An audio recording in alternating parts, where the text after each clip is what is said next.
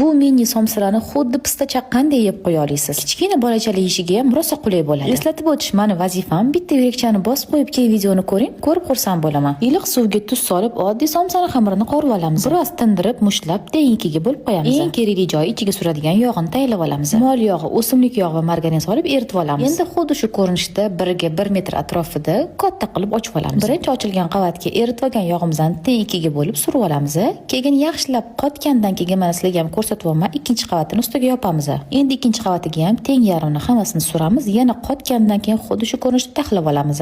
Endi xamirni salofan paketiga o'rab yaxshilab tindiramiz. Yarim soat davomida xona haroratida ushlaylar. Endi sizga qaysi biri qulay bo'lsa, o'qlov yoki jova yordamida xuddi shunaqa katta ko'rinishda ochib, kichkina bo'laklarga bo'lib olamiz. Endi nachinkasini xohishga ko'ra go'shtli, kartoshkali, tovuqli qilib xuddi shu ko'rinishda tugib olasizlar. Endi ustiga tuxum surib, ko'pgina qilib kunjutli sepib, issiqqina duxovkada pishirib olamiz. Yurakchani bosib qo'yishni unutmadingizmi?